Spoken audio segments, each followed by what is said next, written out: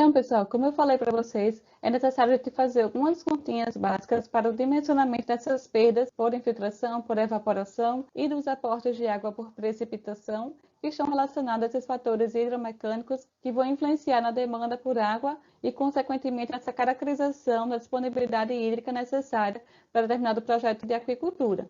Então, iniciando com as perdas por infiltração, essas perdas vão estar diretamente relacionadas com o tipo de solo. Então, um solo mais arenoso vai ter uma maior perda por infiltração, tanto no solo em estado natural, quanto no solo já estabilizado, já compactado. Aqui nessa tabela, a gente consegue visualizar essas estimativas médias de perda por infiltração em milímetros por dia para diferentes tipos de solo e também com relação às suas estruturas, se ele está em estado natural ou se ele já está de maneira compactada e que seus poros foram quebrados e posteriormente fechados, num processo conhecido como puddling, que serve para a estabilização da infiltração no viveiro realizada pelo próprio produtor. E aí a gente consegue visualizar aqui para solos argilosos, em que os espaços vazios do solo são naturalmente mais reduzidos, né, com menor quantidade de espaços vazios, então a gente tem uma menor perda por infiltração. Já para solos mais arenosos, vai ser uma perda bem mais expressiva, né, de 2.400 milímetros por dia de água que é perdida por esse processo. E aqui eu chamo a atenção que no caso de solos arenosos, mesmo após o processo de estabilização, ainda assim os seus índices de infiltração de água ainda é bastante elevado. E esses valores são valores tabelados, né, baseados na literatura, então pode ser tanto utilizado essas estimativas baseadas em outros projetos, em outros estudos, como também pode fazer o teste da infiltração no próprio local onde vai se construir o viveiro. E aí provavelmente vocês vão estudar isso na disciplina de topografia, nesses testes de infiltração, para se conseguir determinar a capacidade do solo em absorver água. E caso vocês tenham dúvida, né, a mais em relação a isso, a gente pode discutir nos nossos encontros síncronos, né, agendados para as próximas aulas. Com relação às perdas por evaporação, elas vão ser quantificadas também em relação à taxa de evaporação para cada região, medida, né, tanto por métodos diretos, como também por equações matemáticas, e são expressas em milímetro por dia, ou milímetro por semana, milímetro por mês, expressa, no caso, qual é a quantidade de água perdida em determinado período de tempo. Essas perdas por evaporação, então, são dependentes das variáveis meteorológicas da atmosfera. E aí, se eu tenho, por exemplo, temperatura do ar elevada, umidade do ar relativa baixa, ventos elevados e acúmulo de nuvens reduzido, eu tenho maior propensão de perdas por evaporação. E o contrário, né, que está aqui em azul, vai acontecer também. Temperatura do ar baixa, umidade relativa do ar elevada, ventos de intensidade baixa e acúmulo de nuvens elevado, faz com que eu tenha uma menor perda por evaporação. Então, dependendo das características da região, eu vou ter essa maior ou menor influência das condições meteorológicas nas perdas por evaporação decorrentes da influência da radiação solar em determinado local.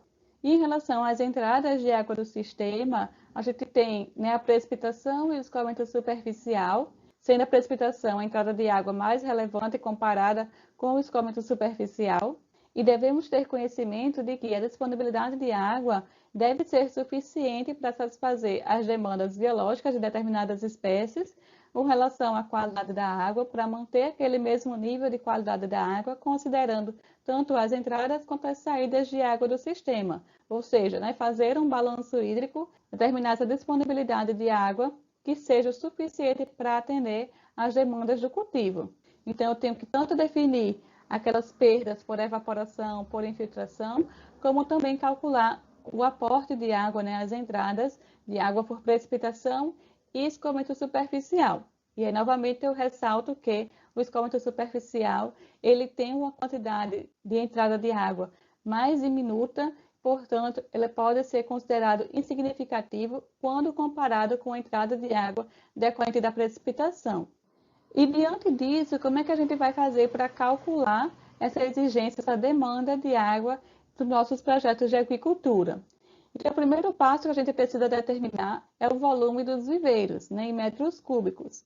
E para conseguir determinar esse volume, basicamente é multiplicar a área do viveiro vezes a profundidade média do viveiro. Essas profundidades médias, né, alguns viveiros que não são construídos artificialmente, né, não são os tanques, são mais difíceis de quantificar, mas também tem métodos possíveis para quantificar e estimar a profundidade média de um viveiro escavado. E no caso, tanto do viveiro escavado quanto dos tanques construídos com revestimento de alvenaria, a profundidade deve ser adequada às espécies. No entanto, essa profundidade ela também não pode ser muito rasa, né? Abaixo de 90 centímetros não é recomendado, porque pode aparecer as algas, né? As macrófitas indesejadas, as plantas aquáticas indesejadas. E se for muito elevado, com uma profundidade muito elevada, pode gerar uma zona anaeróbia, né, sem oxigênio no fundo do tanque ou no fundo do viveiro, que também não vai ser adequado para manter a qualidade da água e as condições necessárias adequadas para as espécies aquáticas. Então, essa profundidade, né, média é recomendada na literatura de ser no mínimo 90 centímetros e no máximo 1,5 m.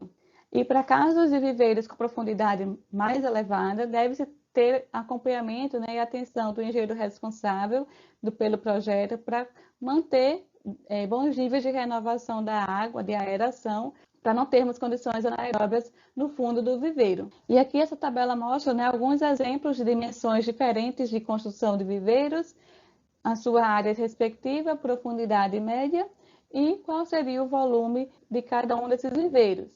No caso, né, se eu tiver, por exemplo, uma área de 1.000 metros quadrados, profundidade média de 1,2, portanto, eu vou ter um volume dos viveiros total de 1.200 metros cúbicos.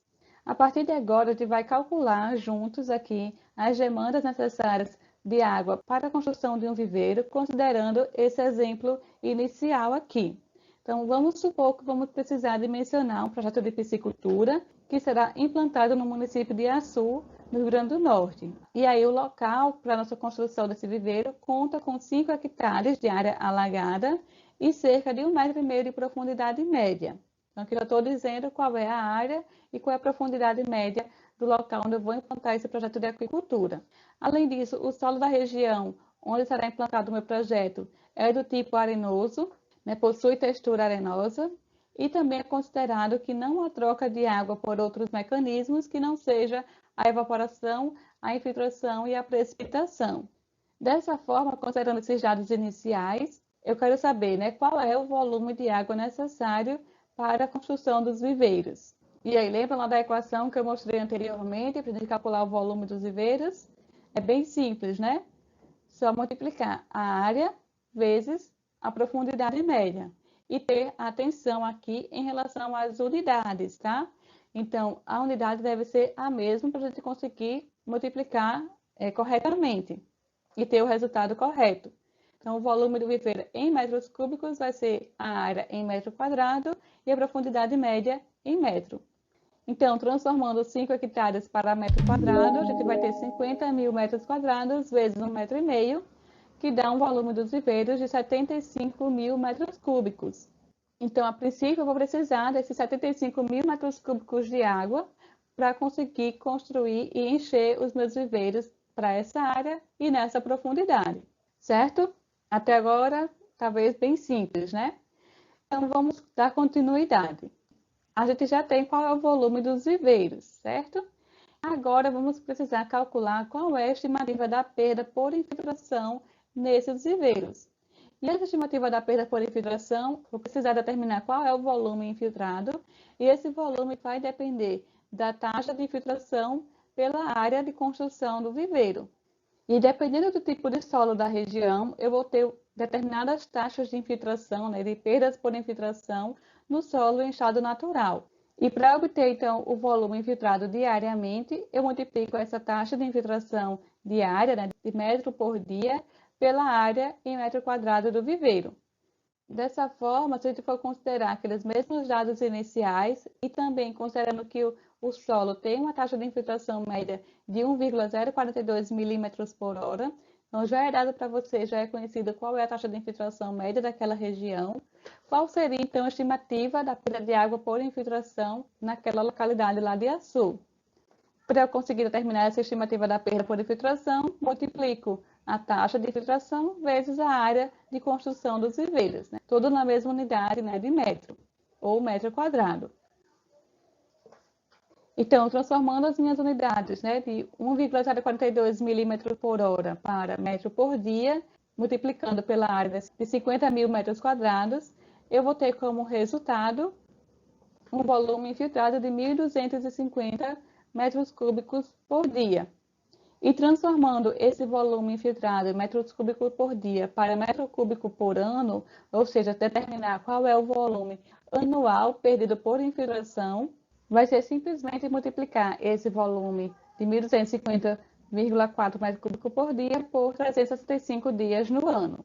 E aí eu vou ter com isso qual é a quantidade de água que infiltra anualmente, que é perdida por infiltração na área dos meus viveiros. Outra estimativa de perda que a gente precisa quantificar é a estimativa de perda por evaporação nos viveiros.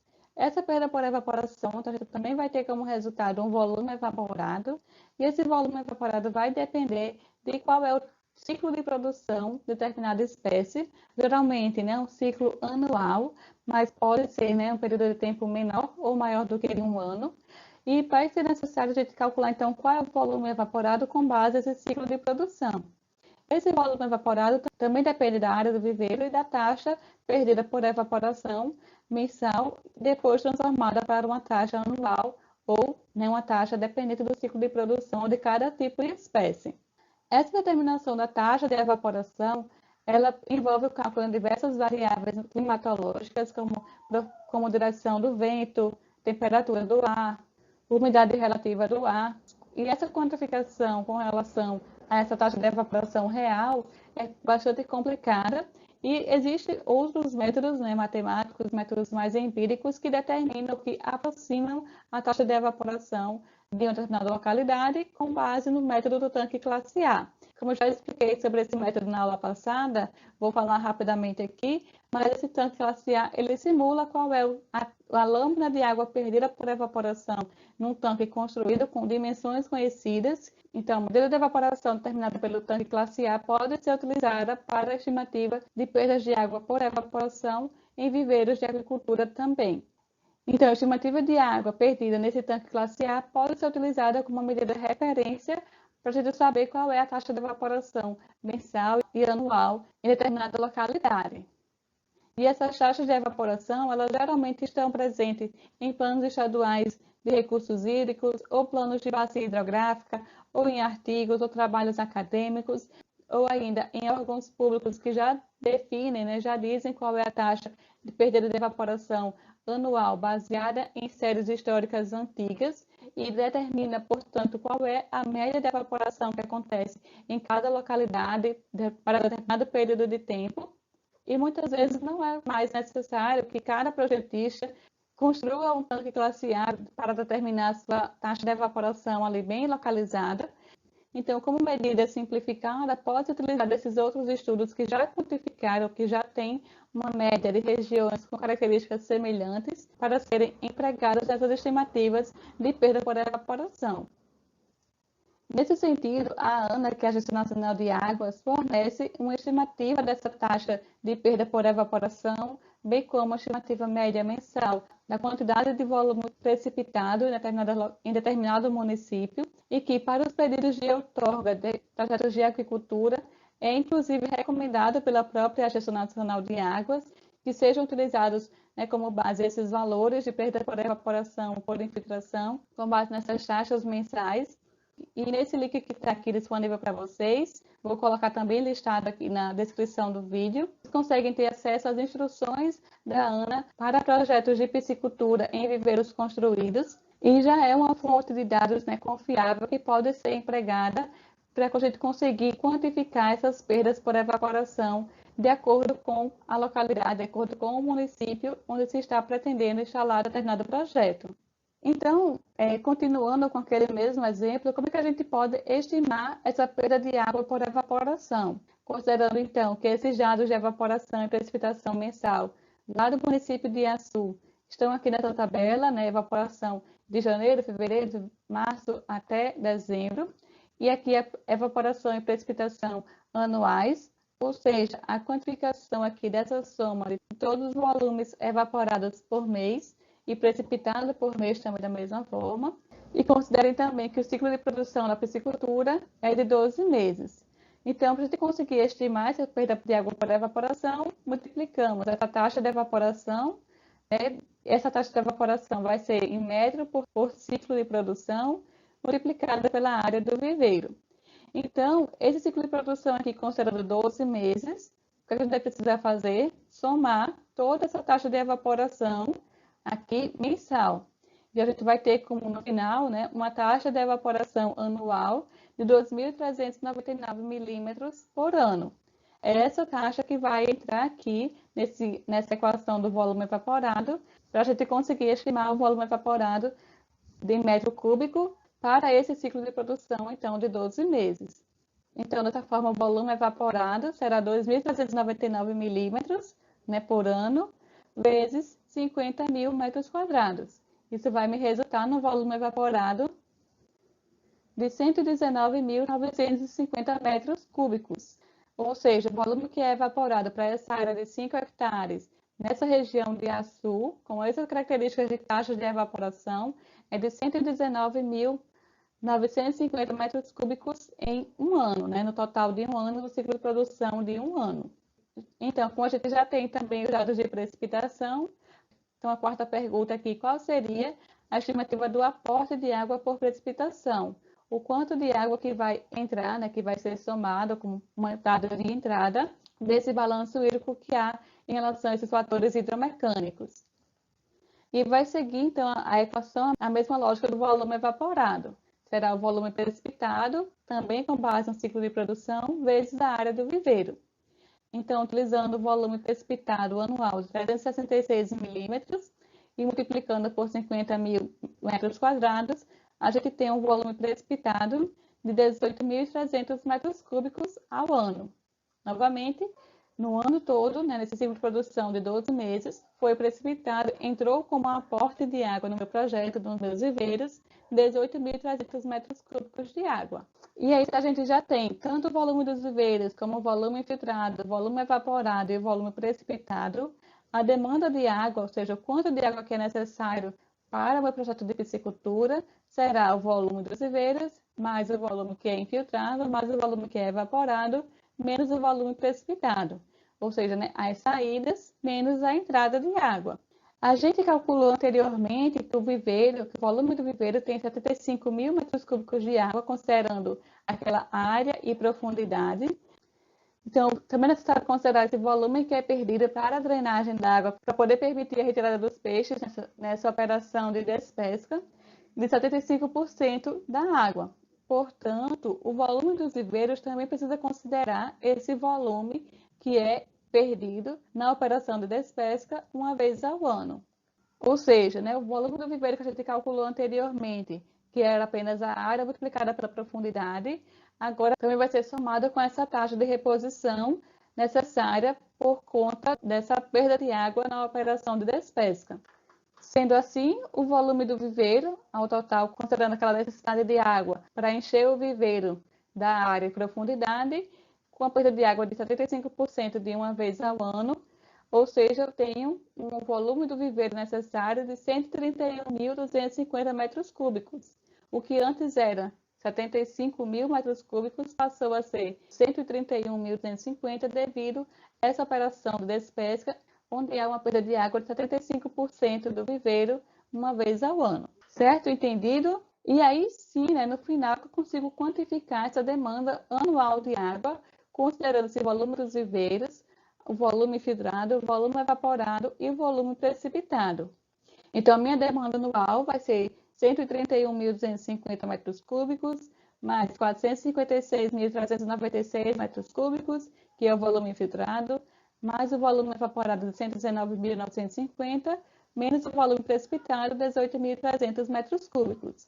Como resultado, então, a minha demanda anual de água é 689.296 metros cúbicos de água necessário para encher os viveiros de 5 hectares, profundidade média de 1,5 m, considerando aqueles dados climatológicos de infiltração, evaporação e precipitação, e também características do tipo do solo em relação ao volume infiltrado.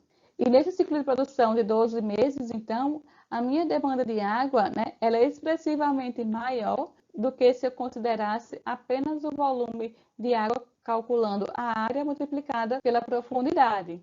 Então, para que a gente não erre, né, e não subdimensione um projeto de agricultura, né, dos meus viveiros, sem considerar essas perdas hidromecânicas, é necessário, então, quantificar, dimensionar antecipadamente, para que não tenhamos problemas em relação à outorga da água concedida com base nessas demandas de água necessária para cada projeto de piscicultura.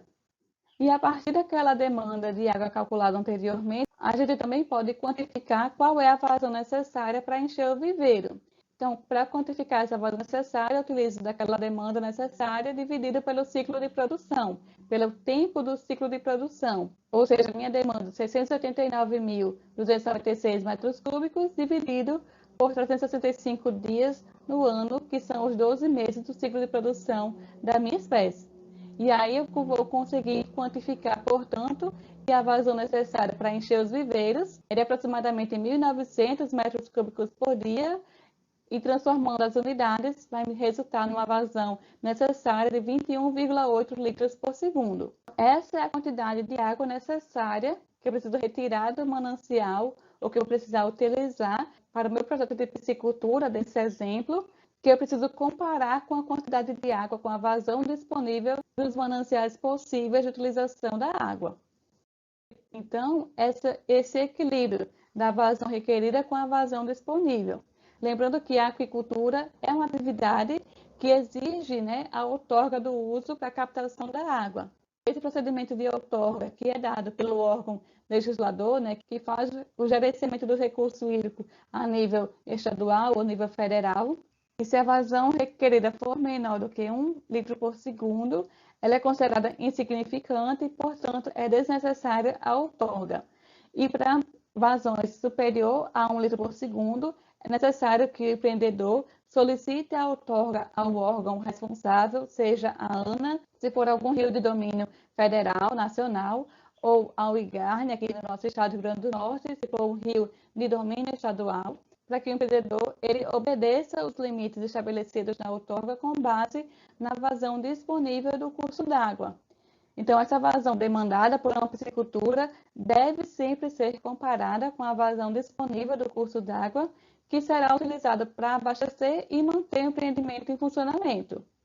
E é importante a gente também considerar que essa vazão do curso d'água ela é variável, ou seja, vai ter períodos do ano em que a vazão ela é mais elevada e períodos do ano em que a vazão é bem reduzida. Então, por essa vazão ser variável, é necessário que a gente utilize a determinação da vazão do curso d'água com base no ciclo hidrológico, para que a gente consiga determinar e conhecer quais são as vazões máximas e mínimas do curso d'água que se pretende utilizar como fonte de água. E essas vazões mínimas e máximas, elas também estão presentes em planos estaduais de recursos hídricos, ou então em planos de bacias hidrográficas específicas, e é sempre necessário se fazer essa comparação do volume necessário, da vazão requerida para as demandas do meu projeto de aquicultura, com base na vazão disponível, na disponibilidade hídrica do curso d'água. E aí, obedecendo os limites máximos e mínimos para poder requerer a outorga ao órgão legislador e poder operar, né, o meu projeto de piscicultura adequadamente com base nessa capacidade do corpo hídrico em conseguir atender às demandas, tanto projetos de agricultura como também para os demais usos requeridos para aquele corpo hídrico. Então, pessoal, essa é a forma, nesse passo a passo, é a maneira que a gente consegue quantificar a demanda de água necessária para os projetos de agricultura e, como eu falei, né, anteriormente, é necessário sempre comparar com as vazões disponíveis da disponibilidade hídrica determinado curso d'água. Espero que tenha ficado claro, certo, para vocês, esse passo a passo. E caso não tenha ficado claro, as dúvidas vocês podem retirar nas suas aulas síncronas programadas, bem como podem entrar em contato comigo por e-mail, por mensagem, vocês já têm o meu número, para que vocês não deixem acumular suas dúvidas, tá? Coloquei para vocês disponível no CIGA o material correspondente a essa aula, para vocês conseguirem acompanhar através da leitura. Então, bons estudos para vocês, a gente se vê em breve.